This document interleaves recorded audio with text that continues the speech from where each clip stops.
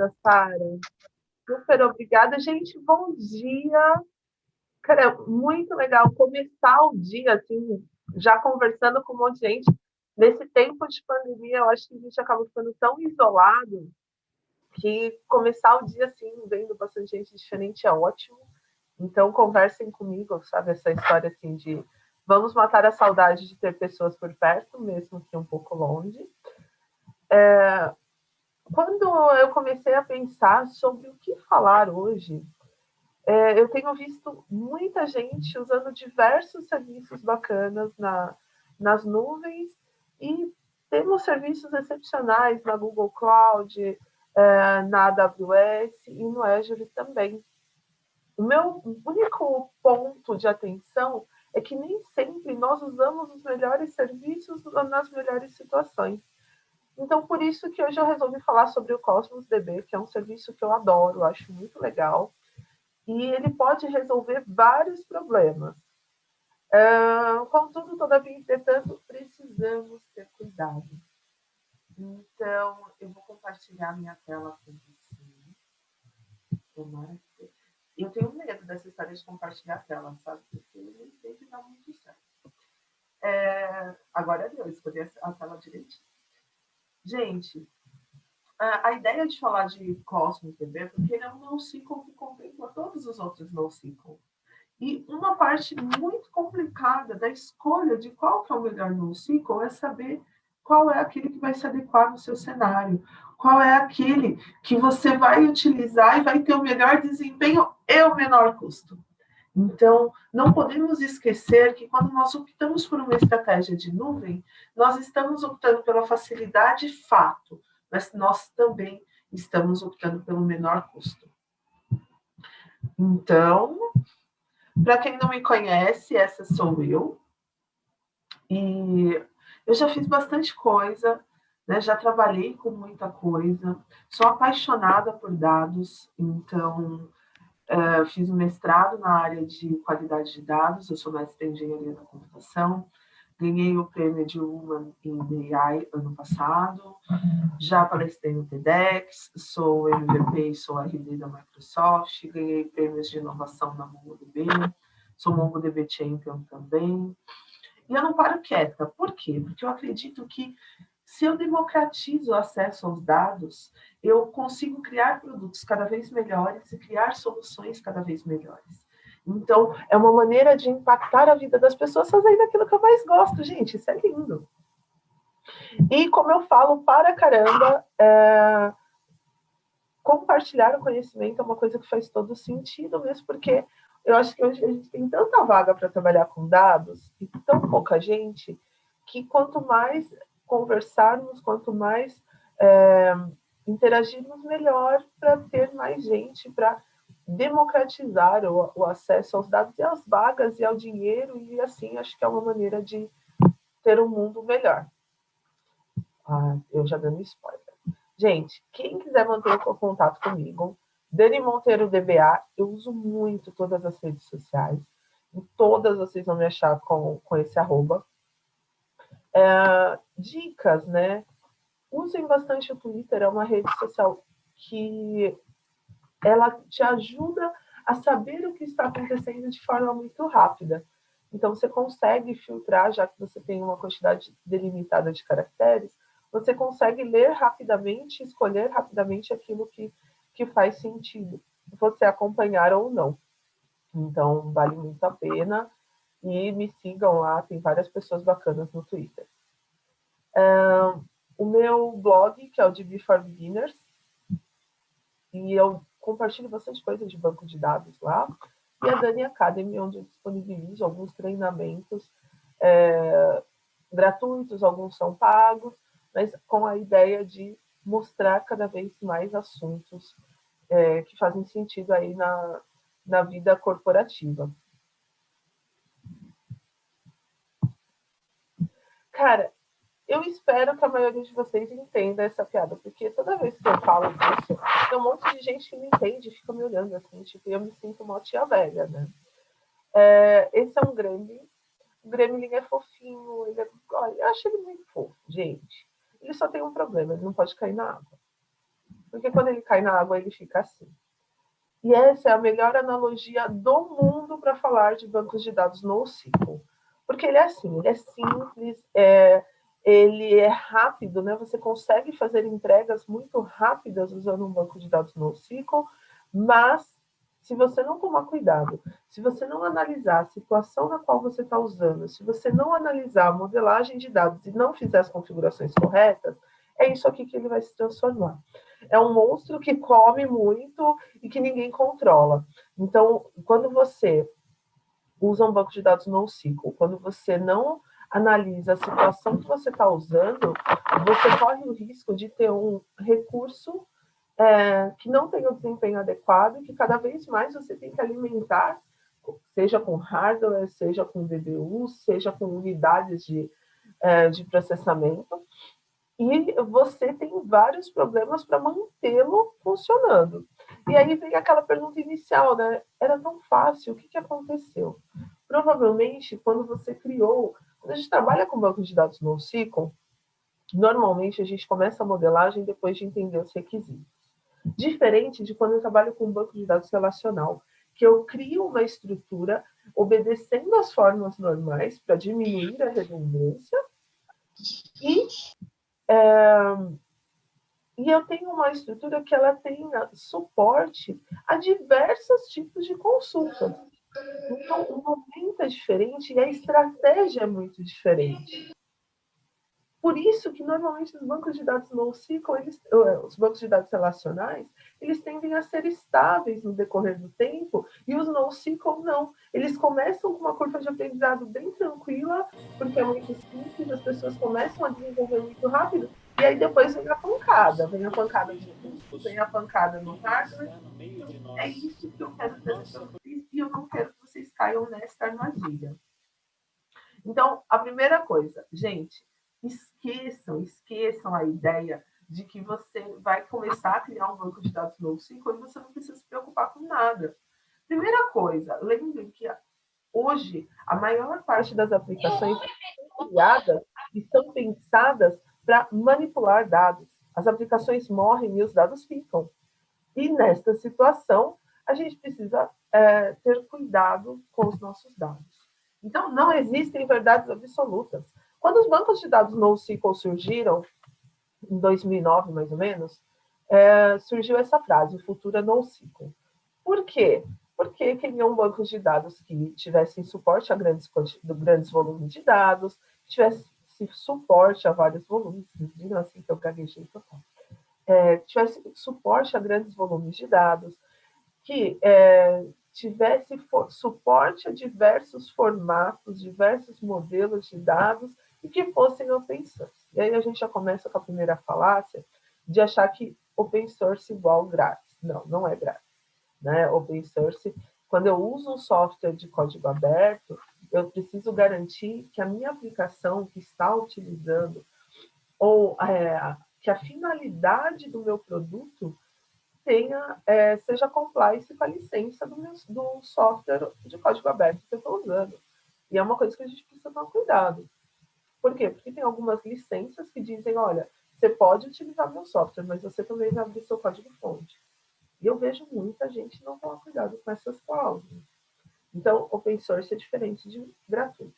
Outra coisa, os bancos de dados NoSQL, eles foram criados para rodar em hardware commodity. Isso quer dizer o quê? Um hardware mais barato. Mas, quando eu falo num hardware mais barato, eu estou falando que esse hardware pode falhar. E se o hardware pode falhar, eu preciso de um mecanismo de redundância caso ele falhe. Então, os bancos de dados NoSQL, eles vêm com isso muito forte, de ter um mecanismo de redundância, de compartilhar, né, de particionar os dados em vários servidores.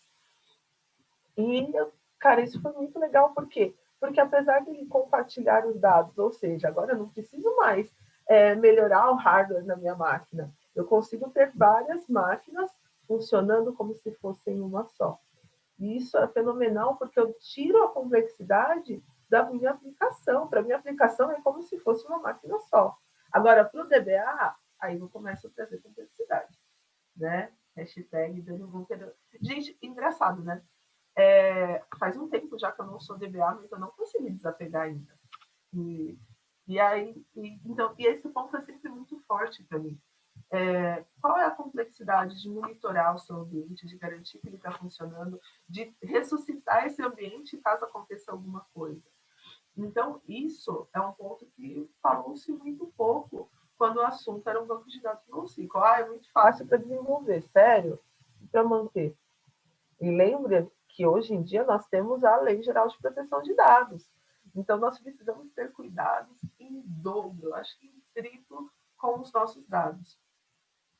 Mas, primeiro veio essa fase de euforia, e em seguida veio uma outra fase, que foi a fase da vamos ser sensatos. E o Martin Fowler, eu acho que o Fowler, ele adivinha muitas coisas, sabe? Isso é muito legal.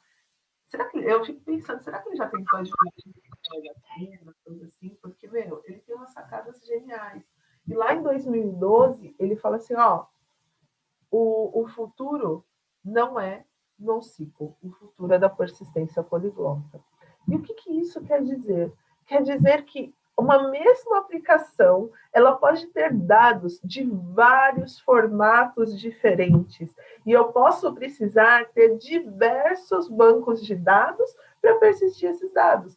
Por quê? Porque hoje em dia, gente, eu quero melhor resposta. Eu quero oferecer para o meu cliente o menor tempo, oferecer para ele. Imagina, está no celular e demora 1 minuto até abrir uma página. Ou você está na fila de supermercado em plena Black Friday e a análise de fraude demora 5 minutos por cliente. Então, a ideia aqui é de ser rápido, é de ter uma grande quantidade de dados e conseguir trabalhar essa quantidade enorme de dados de maneira rápida. E aí, o primeiro ponto, né? Eu posso ter na mesma aplicação diversos modelos, mas como que eu sei qual que é o melhor modelo? Como que eu sei qual que é a estratégia adequada para eu organizar os meus dados? Gente, eu só vou conseguir descobrir isso se eu entender o meu dado. E para eu entender o meu dado, eu preciso de diagramas. Normalmente, eu particularmente gosto de fazer quadradinhos. Eu tenho uma amiga que ela escreve, ela costuma escrever, olha, um pedido tem N itens de pedido, cada item de pedido tem...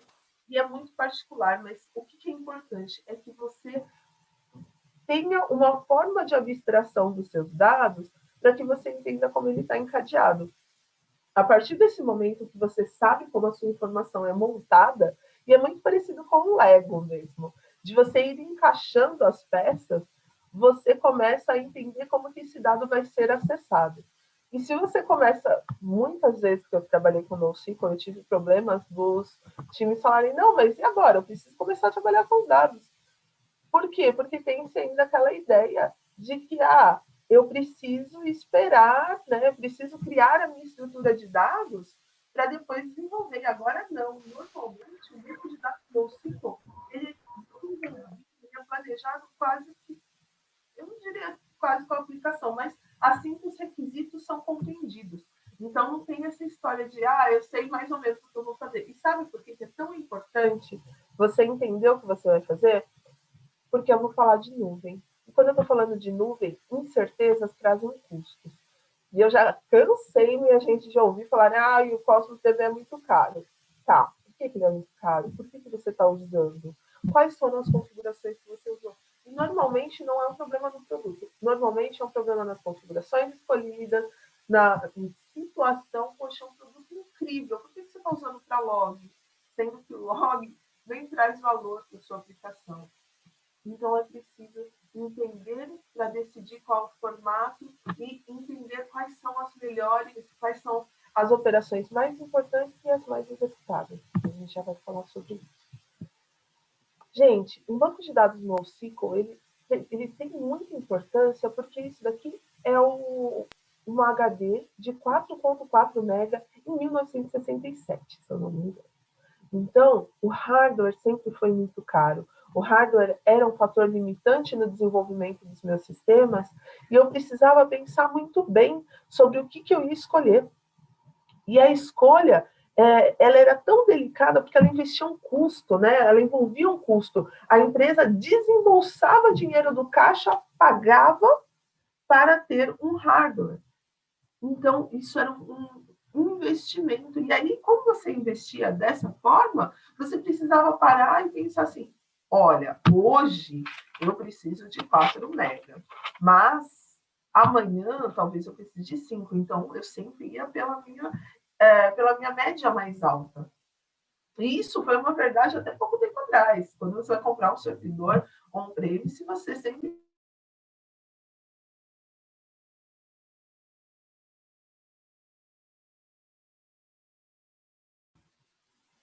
Então,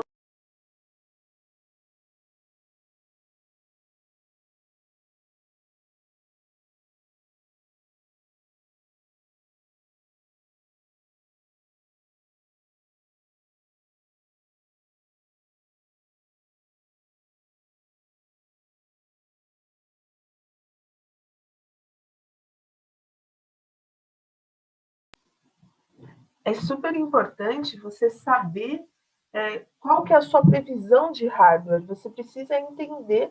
E quando você compra o hardware, quando você faz esse investimento, a sua métrica tem que ser muito exata. Ou pelo menos perto, porque assim, quer treta maior do que você pedir um servidor hoje e daqui a um ano você pedir de novo? Então, isso é muito complicado. E aí, o que aconteceu? Tivemos algumas mudanças. Por quê? Com um volume de dados muito grande, eu começo a ter possibilidades de uso de outras informações. E aí, se eu tenho a persistência poliglota como uma realidade, cara, imagina você chegar para o DBA da sua empresa e falar para ele: oi, lindo, agora você vai cuidar do SQL Server, do MongoDB, do Cassandra, do Neo4j e vai ficar feliz com tudo isso.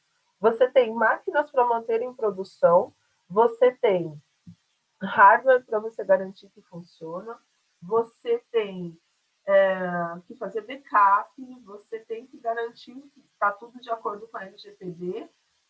Cara, é muita coisa. E isso, em vários estudos, falam que inviabiliza a persistência poliglota, porque ela traz uma complexidade no ambiente louca. Porque, cara, você vai ter um monte de servidor, esses servidores você tem que tomar muito cuidado com qual é a licença, quanto você vai pagar de licença, não é tudo que tem todos os recursos na versão community. O MongoDB é uma exceção, que a versão community e a versão enterprise, elas são bem parecidas. A versão enterprise tem muito mais recursos, mas a versão community também tem bastante coisa. Então, gente, vocês estão me ouvindo direitinho? Porque eu olhei aqui no chat agora e eu vi que eu estava ouvindo. Para mim aparece aqui que eu estou falando, mas vocês me avisem, tá? Deixa eu olhar no chat. Ah, então vocês estão me ouvindo, então tá tudo ótimo. Então, gente, começamos a ter uma complexidade que, cara, inviabiliza.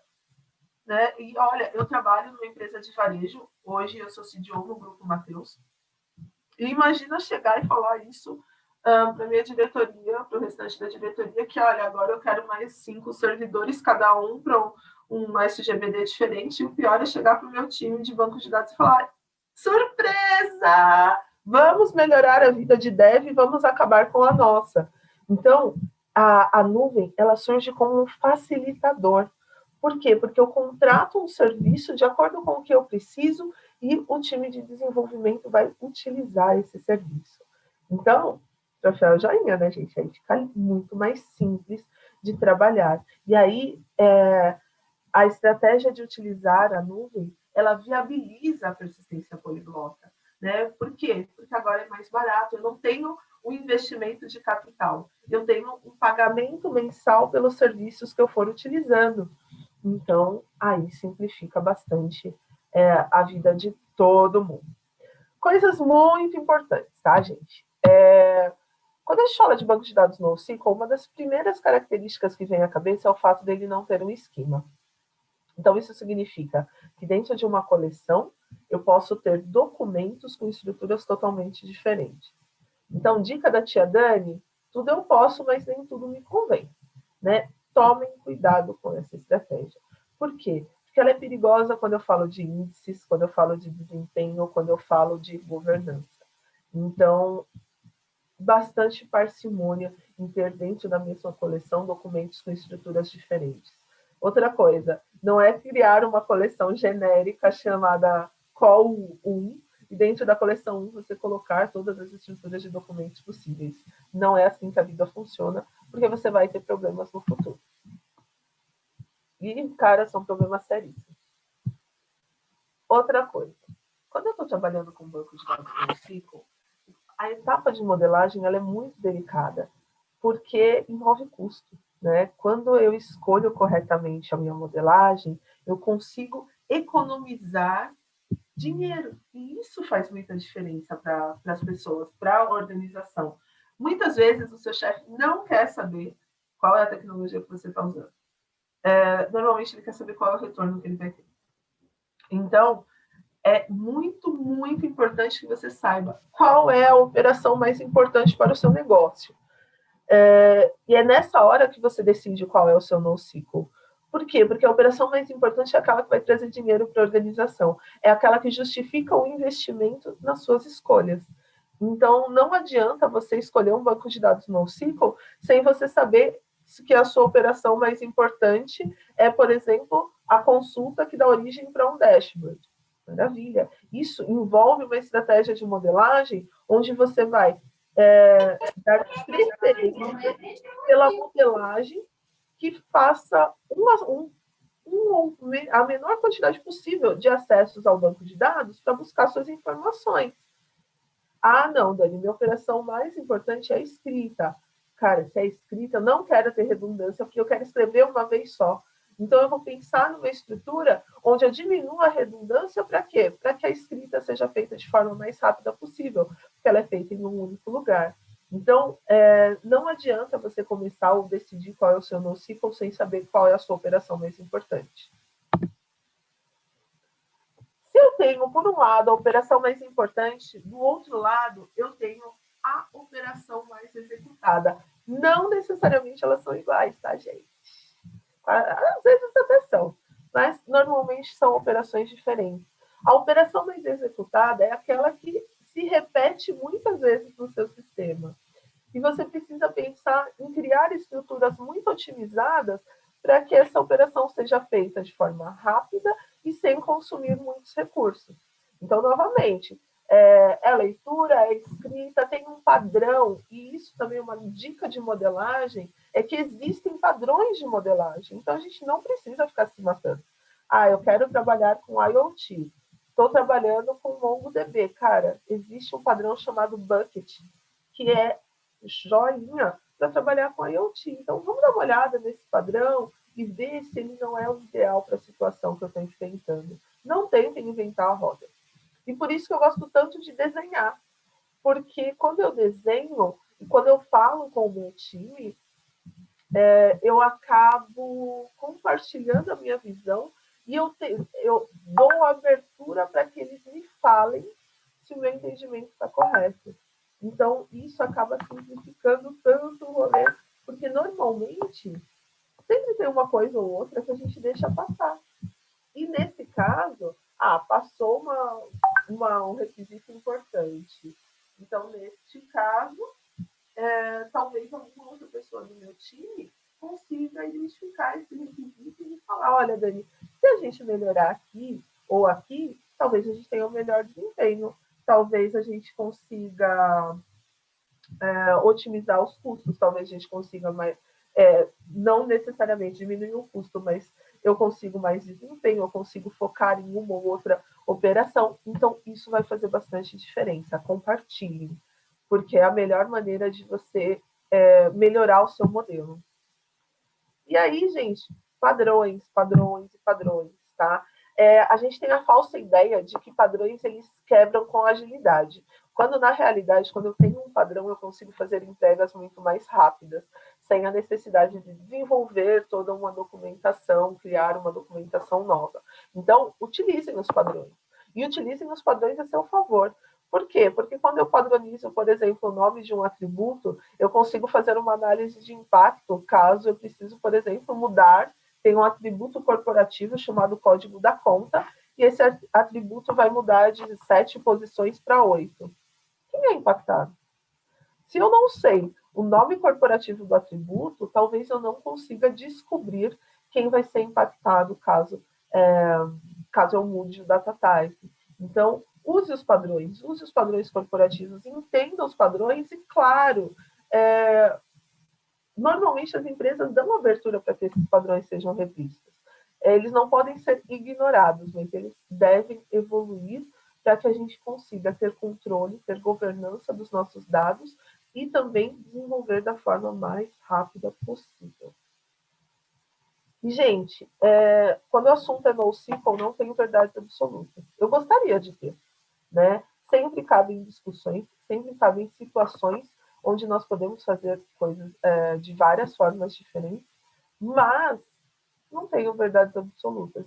E tome cuidado com essa história de, olha, nessa situação você só pode usar esse banco de dados. Não, não é só esse banco de dados ou só aquele banco de dados. E aí, gente, eu vou parar aqui de compartilhar com vocês. E agora nós vamos conversar sobre o lindo Cosmos DB. Cara, o Cosmos, eu acho que ele é um... A Microsoft, quando ela lançou o Cosmos DB, ela lançou com uma... Tinha uma frase que eu achava muito bacana, que era o melhor time de engenharia para desenvolver o melhor produto. E eu acho que tem muito a ver com a ideia, porque o Cosmos DB ele traz conceitos que são muito complicados. E ele traz de uma forma muito simples. Então, essa daqui, eu estou no portal do Azure, eu vou direto aqui em Azure Cosmos DB, podia digitar aqui Cosmos, que também ia aparecer aqui. Eu vou criar um novo serviço do Cosmos. O que faz o Cosmos tão diferente dos outros? Eu vou passar aqui em cada uma das configurações e nós vamos discutindo sobre elas. Primeira coisa, assinatura. Preciso ter uma conta que vai ser cobrada pelo serviço. O Cosmos é barato? Não, não é barato, tá? E por isso que você precisa pensar muito bem em qual a utilização dele. Né? Se você usa em algo que vai trazer retorno para a sua organização, então você acaba justificando o investimento. Então, eu vou criar aqui um resource group, que nada mais é do que um container, né, para o seu serviço. Então, não tem nenhum. Ontem eu estava super prendada, eu fui e apaguei tudo para criar hoje com vocês. Eu preciso dar um nome para a instância. Então, esse é minúsculo. E aqui é a grande sacada, gente. Eu acho que esse é o ponto do Cosmos DB que faz dele um fenômeno. Ele é um banco de dados NoSQL multimóvel. Isso quer dizer o quê? Que eu posso usar o mesmo serviço para salvar dados no formato JSON, para salvar dados no formato chave-valor, para salvar dados no formato colunar e para salvar dados no formato de gráficos. Então, a API principal, a SQL, o que significa? É a API que, quando eu começo um projeto, eu prefiro começar com ela, se os meus dados estão no formato JSON. Então, isso significa que eu posso fazer consultas, comando select, para buscar informações dentro de um documento JSON. API do Cosmos DB para o MongoDB. Isso significa que se eu tenho, por exemplo, o MongoDB na minha máquina, eu consigo migrar esse banco para o Cosmos DB sem grandes trabalhos. Então, é a minha versão do MongoDB na nuvem, a minha versão do MongoDB lá no Azure, utilizando alguns recursos bem legais aqui do Azure. Cassandra. Cassandra é um banco de dados NoSQL, um projeto da Apache, que tem como característica armazenar os dados no formato tabular, ou seja, eu tenho cada linha pode ter um conjunto de colunas diferentes. Ele é muito bom, muito rápido para um grande volume de escritas. E, novamente, se eu tenho um Cassandra on-time e quero mudar para o Azure, não tenho grandes problemas. A tabela do Azure é o formato chave e valor, e o Gremlin é um formato padrão para grafos. Então, aquela história assim, vou fazer uma análise de fraudes, por exemplo, o formato de grafos é o mais indicado. Então, vejam que eu tenho um serviço e diversos formatos de dados diferentes. Então, quando eu vou configurar um serviço, eu escolho qual formato que eu quero trabalhar. Nesse caso, eu vou usar a API do MongoDB. Eu escolho onde estão os meus dados. Gente, cuidado com essa escolha, porque ela envolve desempenho e envolve custo, tá? Então, tenham bastante cuidado para deixar o seu banco de dados mais próximo possível dos seus usuários e deixar o seu banco mais perto dos seus usuários e também fiquem espertos com o custo que isso vai ter. Olha só, gente, modo de capacidade. Isso aqui antigamente era um problema bem grande, tá? Que você tinha problemas para saber quando o Cosmos, de repente, ele estava bem bonitinho e de repente ele começava a decair. Por quê? Porque você tinha consumido todas as RUs, que são as unidades de processamento.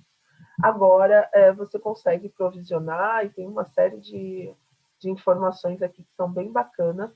Você não faz nada sem saber o porquê, né? Você escolhe como que você quer configurar.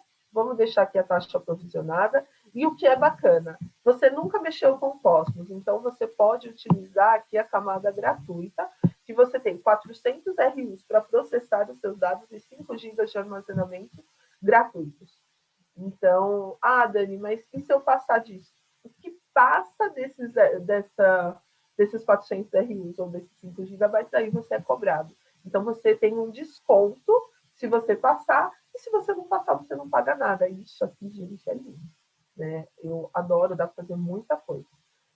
E você pode escolher, se você quer aplicar ou não aplicar o desconto. É uma opção, né? Eu sempre aplico.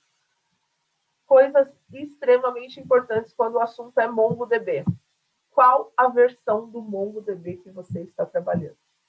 Por quê? O MongoDB está na versão 4.4. E o Cosmos, se eu não me engano, tá, gente? A última vez que eu prestei atenção, estava na 4.4. E vejam que eu não tenho aqui suporte à versão 4.4, tenho suporte à versão 4.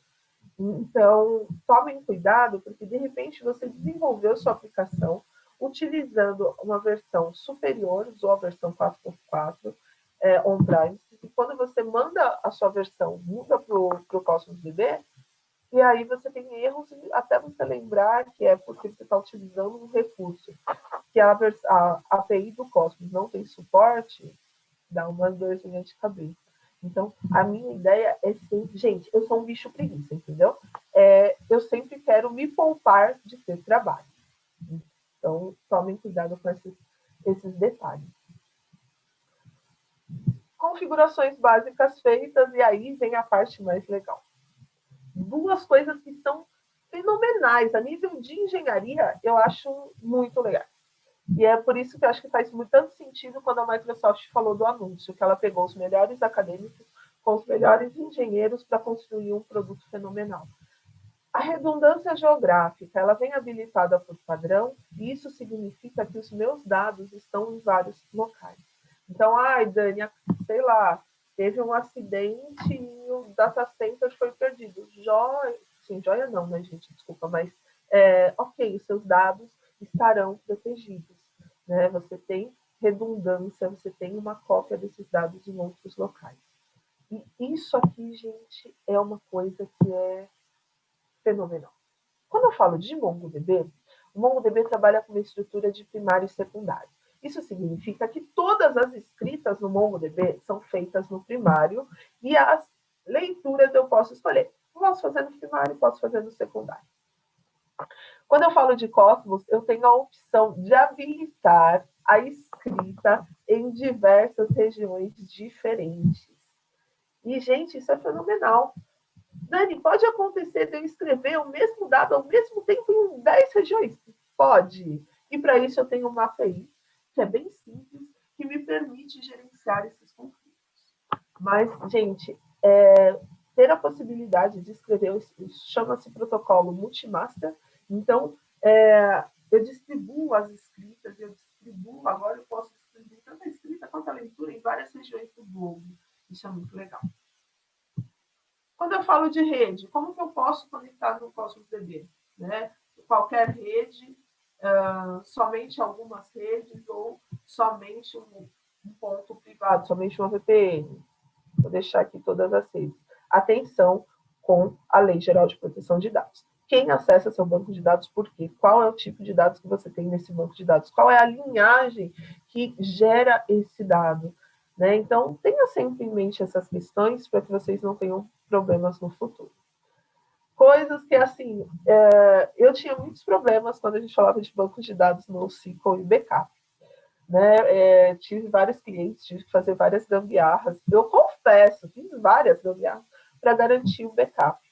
E aqui eu só configuro, olha, qual é o intervalo, de quanto em quanto tempo eu vou fazer o backup, qual o período de retenção, e eu posso fazer o backup só local ou com a redundância geográfica. Também joinha. Então, você vê que eu não preciso criar nenhum comando, eu preciso saber o que eu estou fazendo. E eu acho que essa é a lição, né, que fica com a nuvem. Não existe essa história de falar, eu nunca mais vou precisar de um DBA. Não, você não vai precisar de um DBA. Porque você precisa de alguém que saiba o que está fazendo. Será que um período de 8 horas de retenção é suficiente? Será que eu não deveria fazer um backup a cada 60 minutos, que é o tempo mínimo? Por quê? Porque o meu negócio exige. Então, eu preciso entender o que o negócio precisa para fazer a configuração correta, para que o custo seja dentro daquilo que é esperado. Criptografia. Vamos falar de novo em Lei Geral de Proteção de Dados. Né? Nós precisamos garantir que não tenha nenhum incidente com os dados de pessoas físicas, né? De cidadãos brasileiros ou de cidadãos europeus, por causa da GDPR. Então, por padrão, eu não preciso, né, fazer nenhuma grande configuração, nenhuma mágica aqui para garantir que os dados estejam criptografados em repouso. E é justamente isso que o Cosmos DB fala aqui, ó. Seus dados são automaticamente criptografados dentro do data center da Microsoft e automaticamente descriptografados quando eles são acessados. Então, se alguém se conseguissem pegar um servidor, o que vai acontecer? Meu dado lá dentro está criptografado. E eu posso gerenciar a chave, ou deixar a chave de criptografia ser gerenciada por conta do serviço. Chave e valor ajudam pra caramba na governança, então eu quero dizer que este banco é um banco de dados de homologação do time da contabilidade acessado para o projeto X. Eu consigo colocar aqui esse tipo de informação. Vamos ver se todas as configurações estão corretas. Ele vai te dar o tempo de 15 minutos para criar o servidor. Não demora tudo isso. Pelo menos não estava demorando, né? Porque vocês estão ligados que na hora da demo tudo pode acontecer. Então, gente, vejam que nós temos aqui a possibilidade de criar um serviço que, dentro dele, ele manipula diversos formatos de dados, manipula grandes volumes, eu posso delimitar a quantidade de recursos para essa manipulação. Então, eu quero que só use 400 DBUs. Isso é bem legal, porque eu posso pegar uma coleção e dizer assim, ó, esta coleção é a mais importante para o meu negócio. Então, ela precisa sempre ter um bom desempenho. Então, para ela, eu vou deixar 400 RUs. Aí, meu banco de dados. Cara, o restante do meu banco de dados pode usar 400 RUs também. Então, eu tenho 400 RUs dividida para 100 coleções, mas eu tenho 400 RUs focadas para uma coleção, porque ela é a mais importante no meu negócio. Então, por isso que é tão importante a gente tomar cuidado com o negócio, entender aquilo que está sendo solicitado para fazer as configurações corretas sempre. Então, isso é bem importante. Outra coisa que a gente precisa tomar cuidado, só use aquilo que faz sentido. Né? Eu já peguei um projeto com o Cosmos DB que ele estava funcionando super bem, só que tinha tudo habilitado, tinha redundância geográfica, tinha escrita o protocolo multimaster habilitado, quando na realidade o cliente não precisava disso. Ele habilitou porque ele achava que um dia ele ia precisar. E a sacada é você criar um serviço que seja exatamente aquilo que você precisa, nem mais nem menos.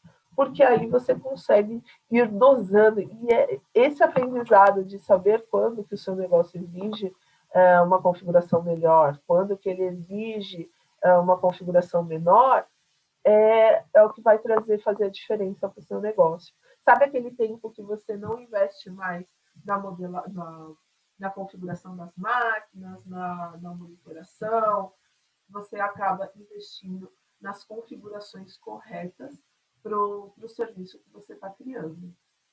Vamos lá, pessoal, uma pessoa inquieta, vamos atualizar aqui para ver se a implantação está em andamento. E vejam uma coisa também, né? Eu acho que quando eu comecei a trabalhar, quando eu pedia um servidor novo, gente, era tão legal quando ele chegava, muitas vezes demorava meses até que ele chegasse. Agora, de acordo com o que eu preciso, em alguns minutos eu já tenho o serviço exatamente do jeito que eu vou precisar. Então, isso também faz muita diferença, me ajuda a progredir, né? Fazer o meu negócio evoluir de forma muito mais rápida. Então, use essas vantagens a favor de vocês. Coisas bacanas também, vocês devem estar vendo aqui, ó, a implantação tem andamento, mas você tem algumas dicas, algumas otimizações que você consegue fazer no Azure. Então, o serviço está cada vez mais legal, evoluindo cada vez mais. Então, usem essas evoluções, vejam quais são as recomendações, façam as otimizações recomendadas. E é bom também, uma coisa que é muito importante, que eu sempre tinha calafrios, é o fato de eu precisar parar o serviço para fazer alguma coisa. Né? Por quê? Parar o serviço significa parar a aplicação. E nem sempre eu tenho tempo para parar a aplicação, fazer alguma coisa para depois entregar. Né? Não é assim. E quando eu estou trabalhando com o Cosmos DB, eu consigo fazer várias configurações, alterar várias configurações, sem causar nenhuma parada no meu serviço. Isso faz muita diferença para a organização como um todo. Né? Imagina, você tem alguns serviços, assim, por exemplo, parar caixa. Eu trabalho agora com varejo. Tem vários serviços que não podem parar. E não podem parar em momento nenhum. Então, é super importante tomar esses cuidados para que a gente não tenha nenhuma surpresa. Então, ó, implantação bem sucedida em 4 minutos, gente. Então, em 4 minutos eu tenho um serviço, vamos para o recurso, e aqui eu tenho algumas coisas para mostrar para vocês. Então, a gente começa com as informações do tipo, quem como que eu vou conectar no Cosmos DB utilizando a plataforma .NET, Node, o MongoDB Shell, sim. Então, ó, veja que eu posso acessar com o cliente da MongoDB, eu posso acessar aqui o Cosmos, com Java, Python, tudo o que eu fiz fica logado, então isso é muito importante para a LGPD, então eu tenho logs, consigo ter um controle de acesso bem granular, como que eu posso fazer? De usuários, atribuo funções, né? Isso ajuda bastante também. Posso criar tags, então, novamente, aqui me ajuda na governança. Notificações, quanto que eu estou gastando, o que está acontecendo, para quem que eu vou mandar as informações. Preciso criar uma string de conexão específica. Então, aqui eu tenho todas as informações. Alguns recursos que eu posso habilitar e que eu posso não habilitar. Se eu preciso, de repente, lembra que eu falei que eu posso fazer alterações sem parar o serviço? Ó, posso vir aqui, clicar em uma região e habilitar a redundância em mais uma região. E veja aqui, ó, se eu fizer isso, posso exceder, né, a minha conta gratuita. Então, estou sendo avisado. Posso habilitar e desabilitar a gravação em várias regiões. não quero fazer essa mudança. Nível de consistência, o que acontece? Lembra que seus dados estão replicados. Eu amei esse exemplo aqui. Se eu coloco uma consistência forte, olha como funciona. Em todos os locais, eu só tenho o ok da aplicação do meu driver quando a mesma informação, a mesma alteração foi replicada em todos os meus locais de escrita e de leitura. Então, todos os meus bancos de dados estão iguaizinhos. Olha, posso definir qual que é o meu atraso, qual atraso que eu aceito para que uma determinada alteração seja replicada. Lembra de uma ideia de consistência eventual? Não está consistente agora, mas em algum momento vai estar. Então, aqui eu garanto que dentro de uma sessão eu tenho a consistência. E aí, gente, quanto maior a consistência, mais caro fica e eu tenho aí uma diferença de desempenho. Então, tomem bastante cuidado. E aqui, efetivamente, a consistência eventual. Um dia vai estar igual. Poxa, Dani, configurei o backup.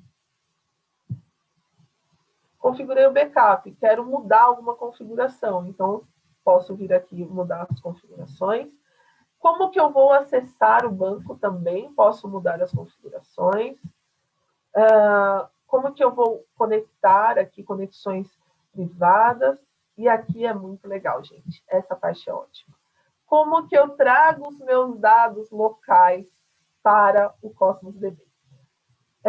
Só preciso tomar cuidado, por quê? Porque essa operação ela vai consumir RUs. Né? Então, é uma operação que, dependendo da quantidade de dados, ela pode ficar um pouquinho cara. Monitoração, gente, é indispensável para o DBA. Então, eu consigo verificar aqui tudo que meu banco está consumindo, quando que consumiu. Posso criar alertas, né, e dizer, olha, eu quero que a Dani receba esses alertas.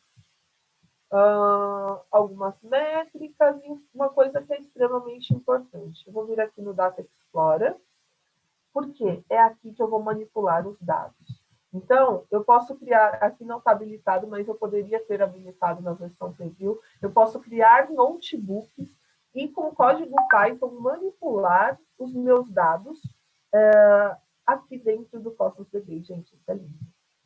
Eu posso habilitar o link com o Synapse e aqui. Quando eu crio uma nova coleção, eu tenho algumas informações importantes. Primeiro, qual que é o banco de dados, e aí eu posso provisionar um throughput para esse banco de dados, dizendo, ó, escale automaticamente até 4.000 RUs para este banco de dados. Isso significa que eu vou ter um custo, né, estimado aqui de $2.000, e esse custo, vocês vejam que assim, não tem nada, eu não sabia. Não, está aqui o custo, está aqui a capacidade máxima, e está aqui como que você vai dividir esses dados. Então, isso é muito importante. Se eu não provisionar, eu posso vir aqui, criar uma coleção e posso atribuir uma quantidade de RUs para essa coleção. Isso também é bem importante, por quê? Porque isso eu faço normalmente para as coleções mais importantes do meu negócio. Então, eu reservo uma quantidade de RUs, que é uma métrica, né, combinada de memória, I/O e CPU. Então, eu pego essa métrica e digo, ó, eu quero mais desempenho nessa coleção. Por quê? Porque ela é mais importante para o meu negócio. No meu banco de dados, o restante você divide aí, tá tudo certo. Então, tomem bastante cuidado nessa divisão. E, gente, o Cosmos DB é incrível, você pode fazer muita coisa legal com ele, tem muito material bacana no site da Azure, vale a pena utilizar, vale a pena modelar corretamente e tenham certeza que vocês vão entregar um produto muito legal, vocês vão ter a oportunidade de mexer com a melhor. Eu diria que você, quando você trabalha com o Cosmos DB, você utiliza aquilo que o NoSQL tem de melhor. Então, utilizem com sabedoria, que vocês vão ver que é arraso total. E não tem erro, gente. Não tem erro porque é um produto fenomenal, desde que você use da forma correta. Então, vale a pena usar a camada gratuita, vale a pena experimentar, vale a pena testar os notebooks, vale a pena ver todas as APIs e, gente, é sucesso. Então, eu estou super grata de estar aqui com vocês, estou super grata de cada pessoa que entrou, porque cada pessoa que entrou aqui vale R$10 para ajudar a Jaqueline, que é uma mulher como eu, como várias que estão aqui assistindo, mas a Jaque está no momento onde ela precisa de nós, então cada pessoa que entrou vale R$10 para ajudar no tratamento dela. Ela tem um câncer raro na mandíbula. Então, muito obrigado por todo mundo que veio aqui, que conversou, que está aqui comigo, mas que, acima de tudo, que são pessoas que estão ajudando a Jaqueline, que precisa de nós. Né? Então, me adicionem, vamos conversar, vamos interagir. É sempre um prazer falar sobre dados. É sempre um prazer conhecer novas pessoas que gostam desse assunto tanto quanto eu. Então, eu só tenho a agradecê-los. Né? Ai, gente, eu quero tirar uma foto com vocês, porque, né, apresentação sem foto não tem graça. Quero agradecer o convite, a super dedicação aí da DataSide. O evento está acontecendo hoje, mas ele já veio aí, o planejamento dele há um tempão. Então, super obrigada pela organização, pela boa vontade. Organizar um evento, gente, não é fácil. Então, eu só tenho motivos aqui para agradecê-los. E é isso, gente. Muito obrigado. Aproveitem o restante do evento. Adicionem os palestrantes, conversem com todo mundo que está aí. Só tem gente fera. E